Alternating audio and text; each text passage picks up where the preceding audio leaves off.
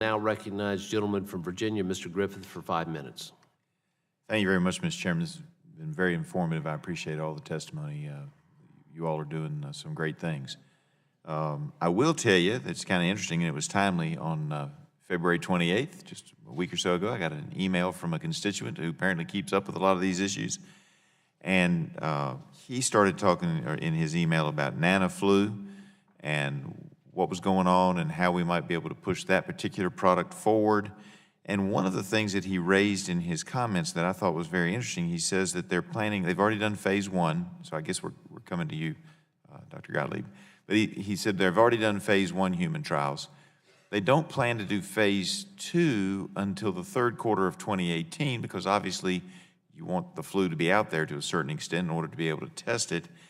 And he said, you know, and I'm going to quote from his email, "I do not understand why the FDA and CDC do not push a vaccine like this ahead.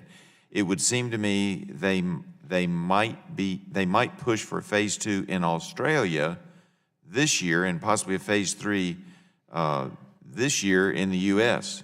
That could make the vaccine available for flu season starting in the fall of 2019. If the government is really serious about speeding up the slow approval process and reducing health costs, a process like this would help to do it." And I asked the question because it makes some sense. Why are we using the Australian flu season to start testing some of these new ideas? You've indicated, several of you have, that there may be 20 or 30 or 40 new products out there, and wouldn't we be able to shorten that time period, particularly in the live trials, if we did some of it here and some of it there where they have the opposite seasons and a different flu season as well?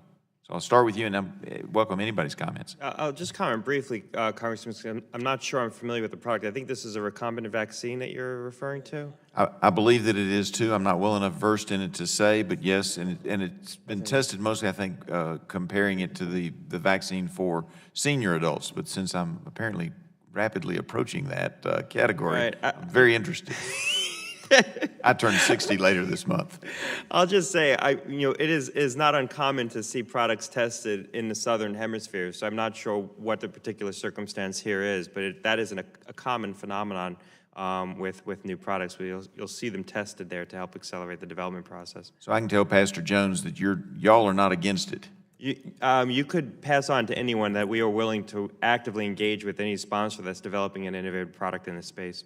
Yeah, and Mr. Griffith, it's not a testing in Australia versus here. The product that your constituency was referring to is the nanoparticle that's gone into phase 1, the one I showed you the model of. Right. The reason it's not going to go into phase 2 from the standpoint of until the end of the year is really a production capability. It's what Dr. Gottlieb referred to when he said what we haven't gotten efficient yet is the yield of this. So we don't have enough GMP product to start a phase 2 until the end of 2018. It's not that the FDA is holding us up or anything. It's just that we don't have enough product. Well, I really appreciate that. Dr. Bright, did you want to weigh in? I was going to weigh in and say it's very typical. When you develop any new vaccine, it's difficult and takes time. When you develop an influenza vaccine, you have to time it with an outbreak of influenza. So as long as it's under a U.S. IND, we are very flexible in allowing the companies to get the data and conduct clinical studies wherever flu might be in the world, as long as it's following that IND process. Well, that's great. I appreciate y'all helping me answer that question, and I know that Mr. Jones, who I spoke with yesterday to make sure I could say his name in public, he'll be very pleased to hear that as well. Let me ask this, because the chairman brought it up, and if you all can get to it briefly. The domestic supply and the threat of maybe having our supply mostly offshore of our flu vaccines. And it doesn't matter to me who wants to respond to that. I guess that would be Asper. Dr. Bright. We worked very hard. It's a very important question. We've worked very hard over the last years and invested great sums of money to make sure we can develop these vaccines and get them licensed. It's critical now that we expand that domestic manufacturing capacity, so not only they are able to meet a seasonal market demand, but they're also available when we need them for a pandemic. In a pandemic situation, we know we cannot import vaccines from other countries easily. So the domestic manufacturing capability, these modern technologies for recombinant cell-based, is absolutely critical to our national security.